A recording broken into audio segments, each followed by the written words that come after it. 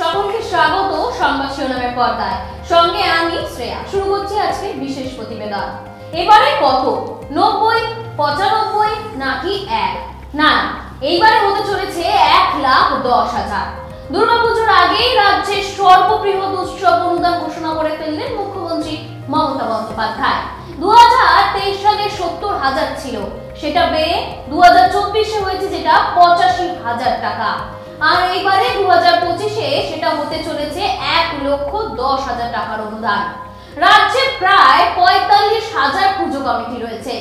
যদি সরাসরি হিসাব করি তাহলে সেটা গিয়ে দাঁড়াচ্ছে প্রায় রাজ্যের কোষাগার থেকে বেরিয়ে যেতে চলেছে 495 কোটি টাকা। ভোটের আগে এত বড় অঙ্কের অনুদান কি শুধুই সংস্কৃত সংস্করণের জন্য দায়বদ্ধ, নাকি এই উৎসবের অনুদানের পেছনে রয়েছে এই 26-এর বিধানসভা ভোট? বিরোধীরা প্রশ্ন তুলেছে, পুজোর ভোটের এটা কি পলিটিক্স চলছে? আজ আমরা বিশ্লেষণ করব এই নিয়ে। এই ঘোষণার তাৎপর্যপূর্ণ রাজনৈতিক রং এবং জনগণের প্রতিক্রিয়া জানব। This channel does not promote any violence, harmful or illegal activities.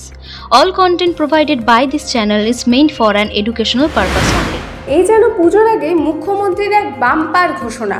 2023 সালে অনুদান ছিল 70,000 টাকা, 2024-এ তা বাড়ে 85,000 এবং 2025-এ তা 1,10,000 টাকা।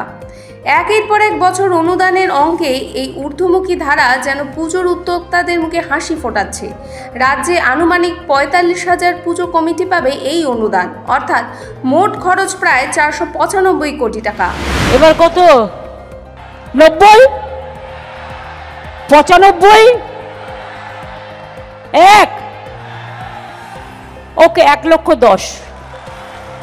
খুশি তো? বিদ্যুতের বিল 80% মকুব, ফায়ার লাইসেন্স একেবারে ফ্রি, সব দিচ্ছি, তবু আপনারা ভালো করে পুজোটা করুন। দুর্গাপুজো আমাদের সংস্কৃতি। সরকার বলছে এই অনুদানের সঙ্গে আরও ছাড়, বিদ্যুৎ খাতে 80% ছাড়, ফায়ার লাইসেন্সে 100% ছাড়। এই সুবিধার উদ্যোক্তাদের খরচ অনেকটাই কমবে বলছেন অনেকে, কিন্তু প্রশ্ন উঠছে এটা কি শুধু সংস্কৃতির জন্য, না এর পেছনে রয়েছে ভোট কৌশল? মুখ্যমন্ত্রী IPL-এ ক্লাব কিনছেন, অথচ শিক্ষিত বেকাররা কাজ পাচ্ছে না। এখন পুজোর নামে জনগণের টাকায় মন ভোলানোর খেলা চলছে।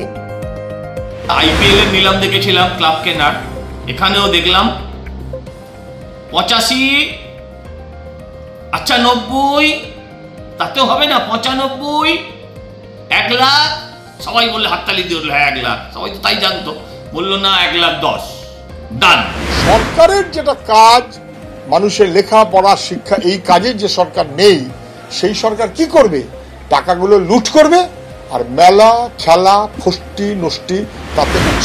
রাজ্যে SSC কেলেঙ্কারি, চাকরির প্রতিশ্রুতি, বেকার সমস্যা, এই সব চাপা পড়ে যাচ্ছে এই ধরনের মোহজালে। সংস্কৃতির নাম করে সরকারি টাকায় রাজনৈতিক স্বার্থ সিদ্ধি হচ্ছে।